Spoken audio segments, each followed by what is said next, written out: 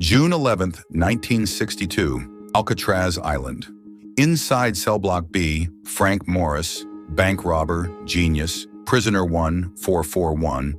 Behind him, John and Clarence Anglin, brothers bound by desperation, wait in silence.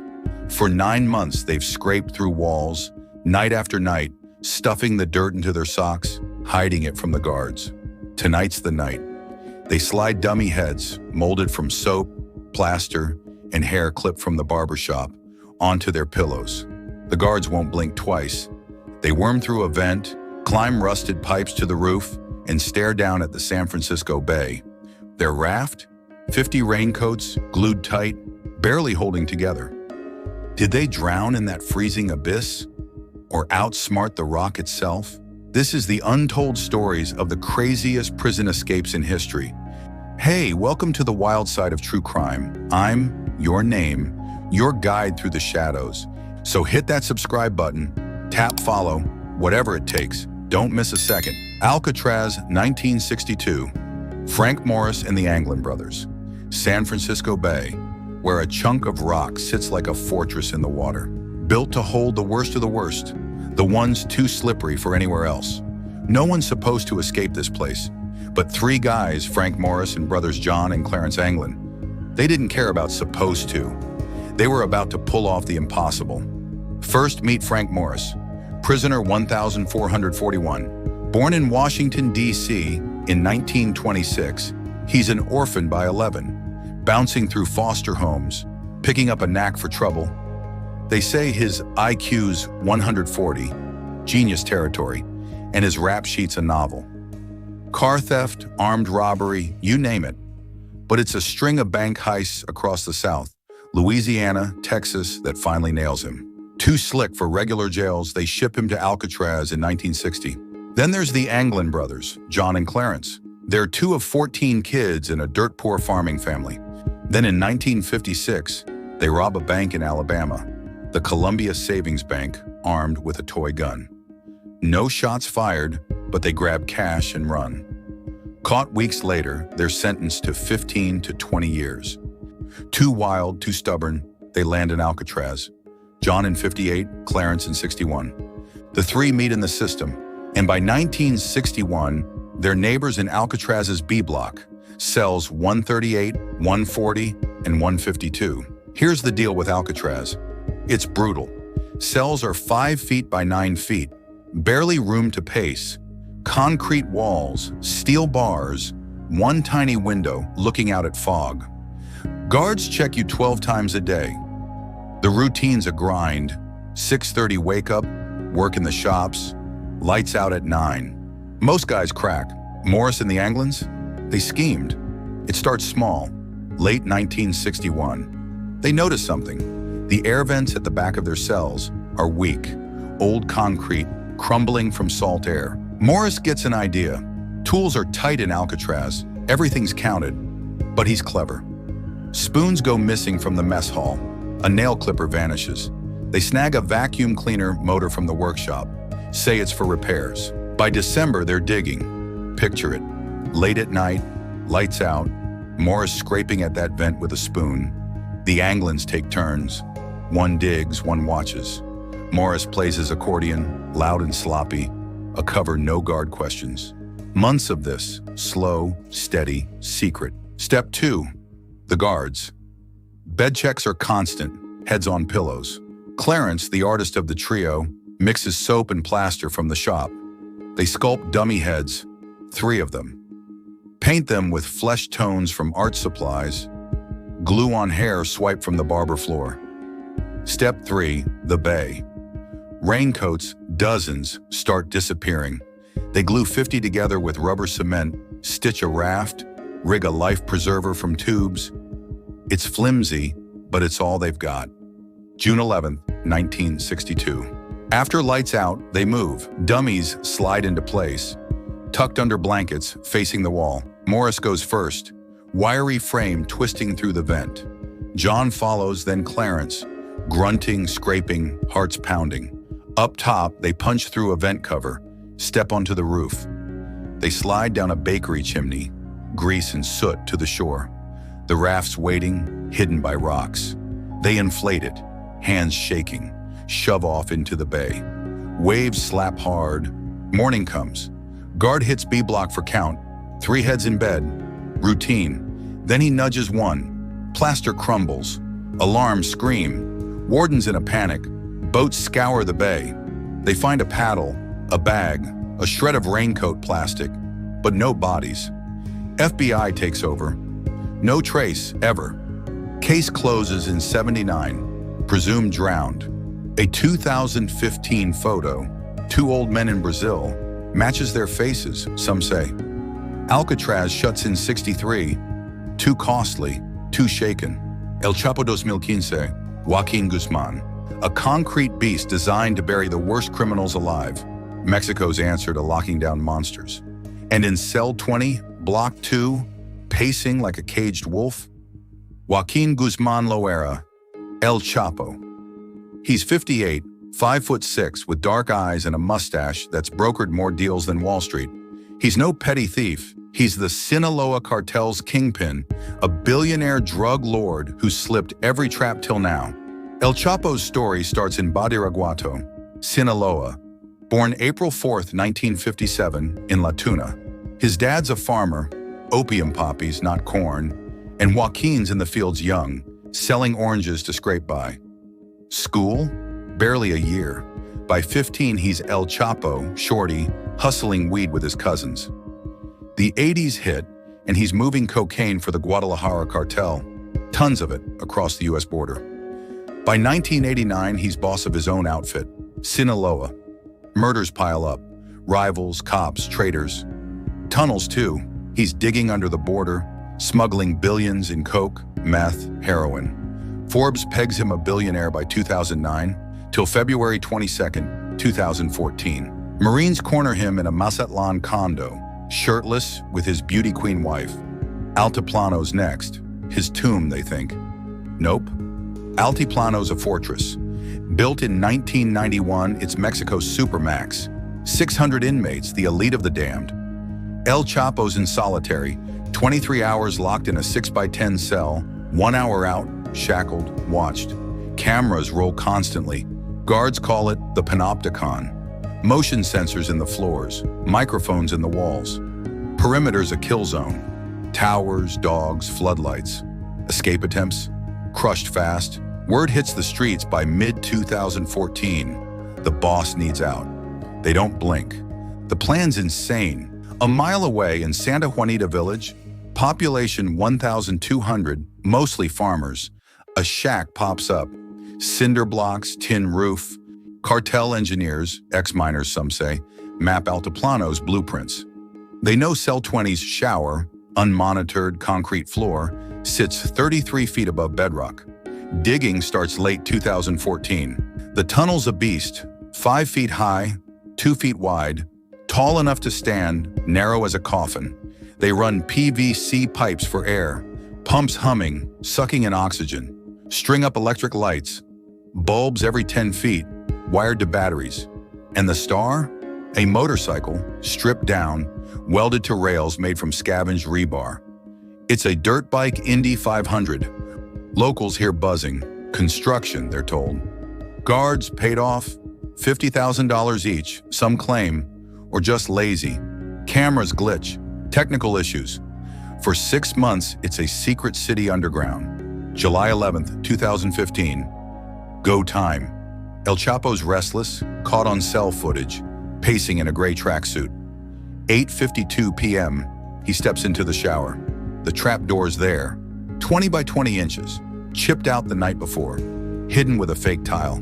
He lifts it, dust falls, drops down a ladder, wooden, 33 feet to the tunnel floor, hits water, ankle deep.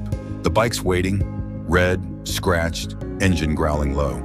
He climbs on, no helmet, no crew, grips the throttle. It's tight. Walls scrape his elbows. Lights flicker as he accelerates. A mile sounds short, 1.5 kilometers. But underground, it's endless. 17 minutes, 9:09 p.m. He breaches the shack. 2 lieutenants wait. Black SUV, tinted, idling. He's out, gone before the first siren. July 12th, Altiplano's a graveyard till morning. Guard checks cell 20. Showers a hole. Tunnel yawns below. Wardens on the phone, sweating. Cops swarm the shack. Find the bike, drills a generator. The tunnel's a marvel. 1,519 meters, measured later. El Chapo's in the Sierra Madre, hills he knows like his veins. 6 months free. October 2015, he meets Sean Penn. Arrogant, sipping tequila, plotting a movie. January 8, 2016, Los Mochis. Marines raid a safe house. Gunfight, 5 dead. He's caught in a stolen car, soaked in sweat. Extradited to New York, 2017. Supermax, 23-hour lockdown, no tunnels now. Life, no parole. John Dillinger, 1934. Crown Point, Indiana, a sleepy town 50 miles southeast of Chicago. We're at the Lake County Jail. Thick walls, iron bars, guards with shotguns. It's built to hold the Midwest's most wanted, and right now it's got a prize. John Herbert Dillinger. He's 30. This guy's no ordinary crook. He's public enemy number 1, a bank-robbing rock star who's hit 12 banks in a year, killed a cop, and danced out of every trap the Fed set. But Crown Point's got him locked tight. Or so they think. Dillinger's from Indianapolis, born June 22, 1903, in a working-class neighborhood called Brightwood. Dad's a grocer, strict, church-going. Mom dies when John's 3. He's a kid stealing coal, skipping school, running wild. By 20, he's restless, quits a machinist job, enlists in the Navy, deserts in 5 months. September 6, 1924, he's 21, drunk and dumb, robs a grocer with a buddy, swings a pipe, gets caught, pleads guilty, 10 to 20 years in Indiana State Reformatory. Prison's his school, meets bank robbers, learns the trade. Paroled May 10th, 1933. After 9 years, he's a new man, sharp, fearless. 4 months later, he's robbing banks. Ohio, Illinois, $300,000 in today's cash. October 33, he busts 10 pals out of jail with smuggled guns. Cops die, heat's on. January 25th, 1934. Tucson cops nab him, robbery, murder charges. Indiana wants him bad, ships him to Crown Point, March 1st. Crown Point's a fortress for 1934. Built in 1928, it's got 2-foot-thick walls, steel doors, a tower with a clear shot at the yard. 30 guards, some ex-cops, some farmers with rifles, patrol in pairs. Sheriff Lillian Hawley brags to the press, "He's not getting out unless I let him." He's got a cellmate, Herbert Youngblood, a black robber facing murder charges, whispering ideas. March 2nd, they spot it. A wooden washboard in the laundry pile. Not much, 12 inches long, rough oak, but enough. Dillinger carves it with a razor, stolen from the barber maybe, shapes a pistol barrel, a grip. He blackens it with shoe polish, smears it thick, lets it dry glossy. It's crude, blocky, uneven, but from 10 feet, looks like a .45. No digging, no bribes, just bluff. Youngblood's in. "I'll back you," he says. March 3rd, 9:30 a.m. Go time. Dillinger's in a gray jumpsuit, hair slicked, fake gun tucked in his waistband. He nods to Youngblood. They step out during cell cleaning. Guard Edwin Sager's there, 40, burly, keys jangling. Dillinger pulls the gun, voice low. "Don't move, or I'll shoot." Sager freezes, eyes wide, hands up. Youngblood grabs the keys, locks Sager in a cell. They move fast, 33 staff total, janitors, deputies, herded into cells, no shots fired. 10 minutes, they're at the garage. The prize? Sheriff Hawley's Ford V8, black, shiny, keys in it. Engine roars, 9:45 a.m. They crash the gate, wood splintering, and peel out. Ditches the Ford on a side street, red sedan waiting, stolen earlier. Youngblood splits. Dillinger's free, March to July 1934, 4 months of chaos, robs 2 more banks, $50,000, dodges traps, hides in Chicago's Little Bohemia Lodge. July 22nd, 1934, it ends. Biograph Theater, Chicago. Lady in Red, a tipster, sells him out. Feds gun him down. 3 shots, face first on the pavement. 31 years old. Youngblood, caught March 16th, killed in a shootout. That fake gun. A $5 washboard turned legend. Cops keep it, a bitter trophy. Next, Pascal Payet, 2007, the helicopter king. July 14th, 2007, southern France. We're at Luynes prison. It's a high security joint. Stone walls, steel gates, guards with itchy trigger fingers. This place holds robbers, killers, the kind of guys you don't turn your back on. And pacing in a cell on the 3rd floor, Pascal Payet, 42. He's a heist man, a pro at cracking safes and dodging cops. Payet's from Nice, born 1965 on the French Riviera. He's a kid picking pockets, then a teen boosting cars. Small time till his 20s, when he graduates to armed robbery. By the 90s, he's hitting banks, jewelry stores, clean jobs, no bodies. July 1993, he's nabbed. Armed heist in Toulon, $200,000 in loot, sentenced to 12 years. Prison doesn't scare him. He's out by 2000. April 12th, 2001, he's back. Another robbery, this time a payroll truck in Salon de Provence. Shots fired, $1 million gone. He's caught 6 weeks later, gets 30 years. They lock him in La Santé, Paris, a dungeon of a prison. October 10th, 2001, he's gone. First escape, helicopter on the roof, free till 2003. Caught in a Marseille hideout, shipped to Luynes. That's where we pick up. Luynes is no picnic. Built in 1990, it's modern. 300 cells, 600 inmates, all hard cases. Walls 15 feet high, topped with coiled wire. Cameras sweep the yard. Motion detectors hum in the halls. Guards carry batons, some pistols, trained to shoot if you climb. Payet's in solitary, 1 hour out. He's been here 4 years, 2003 to 2007, plotting. His crew's still out there. Payet's got no tools inside, no spoons, no guns, just a smuggled phone, some say, or coded letters through a lawyer. Outside, his team, 3 guys pros from the Riviera underworld, scout. They pick Bastille Day, July 14th, France's big holiday. Cops are distracted, parades, fireworks, thin patrols. The target? A Eurocopter AS-355 twin engine. Seats 4 rented from a Marseille airfield. Pilot's in on it, or forced, gun to his head. Stories vary. July 14th, 6:32 p.m. The chopper lifts off. Luynes guards hear it, buzzing, faint. Think tourists. Then it banks hard. Lands dead center on the roof. 3 men jump out. Ski masks, crowbars. Payet's waiting. 3rd floor window. Pre-cut bars from weeks of quiet work, hidden with gum. He's out in seconds. Rope ladder drops, he climbs, leaps aboard.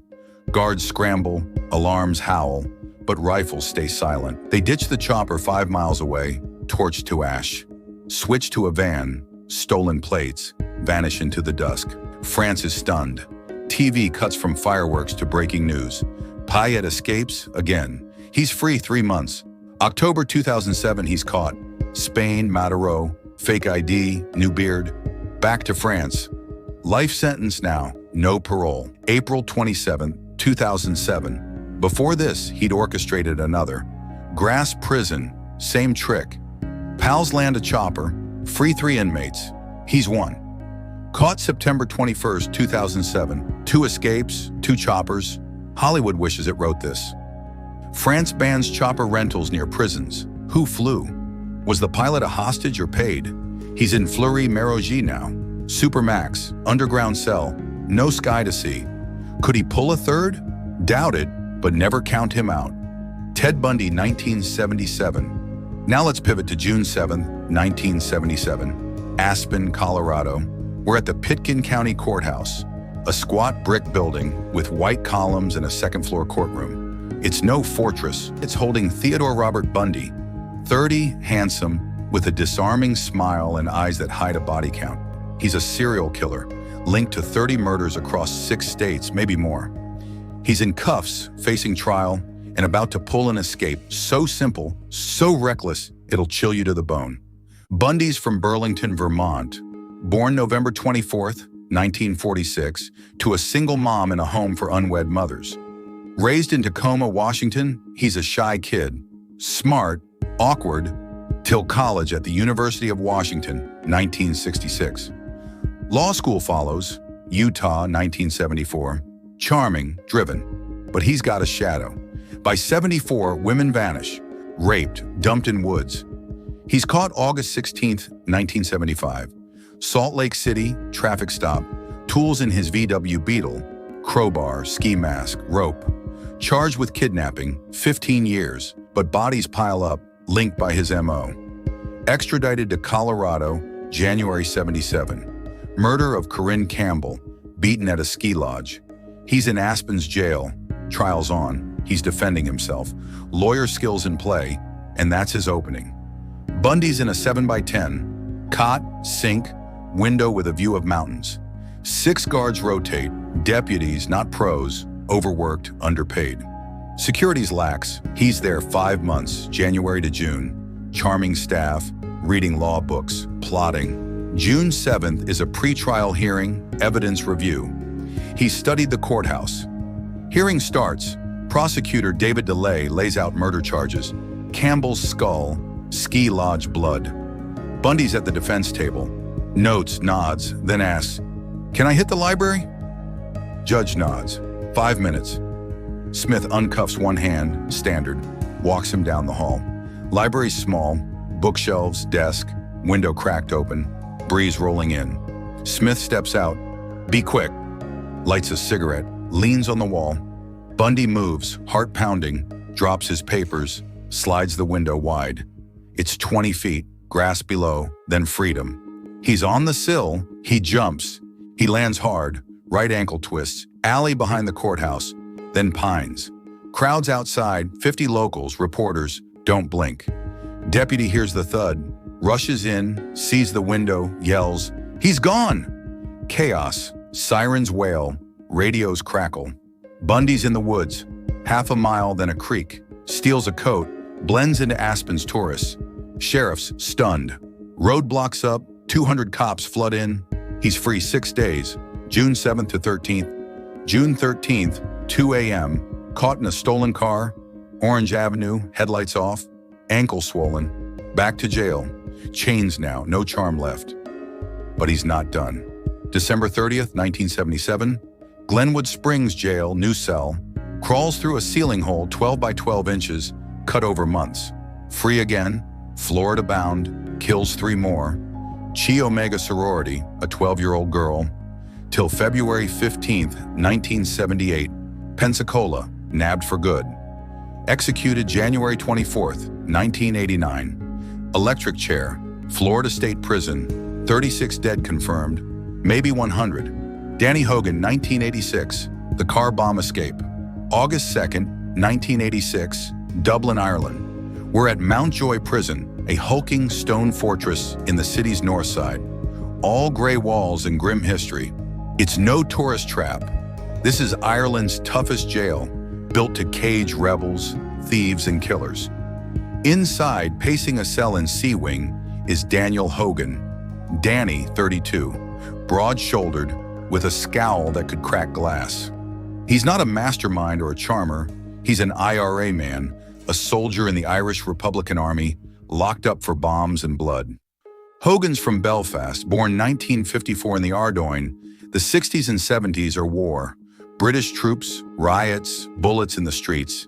He's a teen throwing stones, then a man planting bombs. Joins the IRA, Provisional Wing, by 20. They're fighting for a united Ireland. Car bombs, ambushes, chaos. May 17th, 1983, he's caught. Dublin Garda nab him after a botched bombing. Car packed with Semtex, meant for a British patrol, blows early. 2 dead, civilians, not soldiers, 10 injured. Mountjoy's his new home, June 84. The IRA doesn't forget its own. Mountjoy's a beast, built 1850, Victorian bones. Walls 20 feet high, 3 feet thick, limestone, weathered black. Iron gates clang shut. Guards, 200 strong, carry batons, some guns. Hogan's in C Wing. Hogan's 2 years in, 84 to 86, fuming, waiting. Outside the provost, his crew plot. Bombs are their language. They're speaking it now. The plan's brutal. Less finesse, more force. Hogan's got no phone, just word through a visitor, a cousin, whispers, August 2nd. August 2nd, 6:05 p.m. Dublin's alive. Saturday, pubs filling, sun dipping. Hogan's in the yard, exercise hour. Gray jumpsuit, pacing near the north wall. Guards, 5 on duty, chat, smoke, eyes lazy. Then it hits. Boom, a fireball tears the sky. 50 pounds of Semtex shredding stone.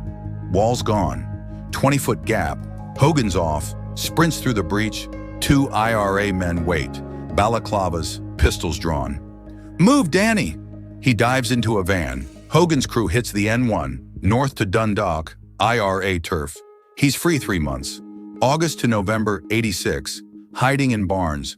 November 9th, 1986, Belfast raid. RUC and MI5 corner him. Shootout, 1 cop down. Hogan's hit in the shoulder, nabbed. Back to Mountjoy, life now, no mercy, till 1998, Good Friday Agreement, early release. Fades to Donegal, quiet, they say, till 2010, dead at 56, heart attack, or so the story goes. So which grabbed you? Morris's mystery, did they make it? El Chapo's cash-fueled tunnel, could you ride that bike? Dillinger's bluff, would you buy that gun?